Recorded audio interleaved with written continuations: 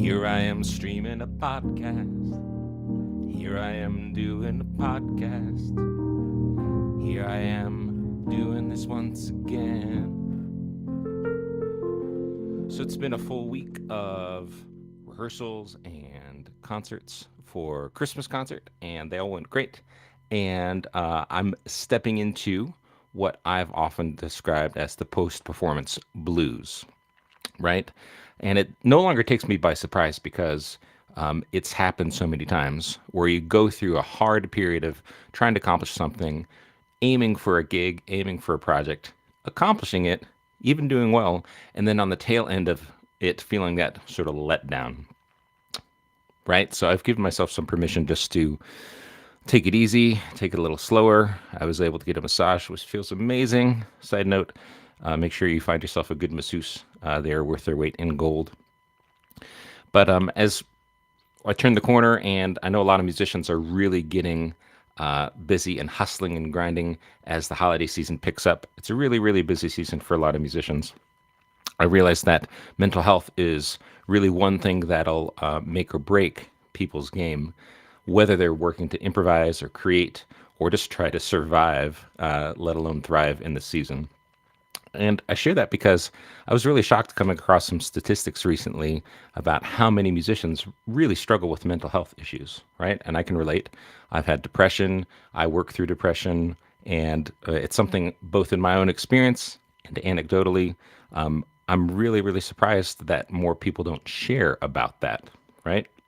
So seeing these statistics made me think, gosh, what have I done and what am I doing and what are the people in my life doing? And I realized that there are a lot of tools in your toolkit you got to have, right? So, have I gone to therapy? Absolutely. Do I take an antidepressant? Absolutely. Are those things great? Absolutely. Do I have another tool that has done more for me than three therapists or any medication? Absolutely. I'll tell you about that in a minute. But for me, the real lesson in this season is that if you don't learn to master your mindset's going to eat you alive, right? And that's the most present and most in your face during a stressful season. So as people get into the holiday season, if they're not finding a way to really manage their mindset, they'll sink. A lot of people may not even be aware that mindset is such a big issue. But as I've talked to more and more musicians, I realize that imposter syndrome, anxiety, depression, those are all things that are really inhibiting people's creativity.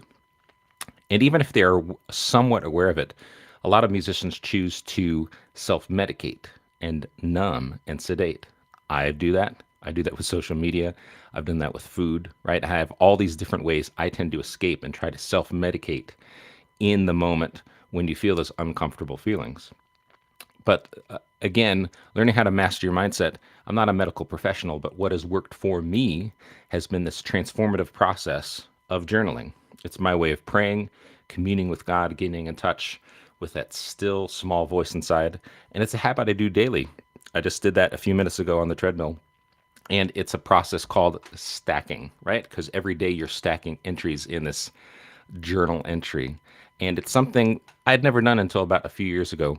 But especially over the past 6 months, it's been a daily rhythm. And that's been, again, more useful for me than anything else. So, again, you got to find what works for you. I think there's a lot of different tools you have to have in your toolkit when you're dealing with these mental health issues. But for me, it's been absolutely life transforming to have this way of journaling day in and day out. So if that's something that's interesting to you and you want to see the template I use, just send me the word stack. Just send me and I'll share a free template with you.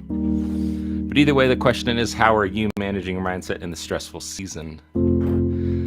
So I'm going to send you out with something that might be a little peaceful.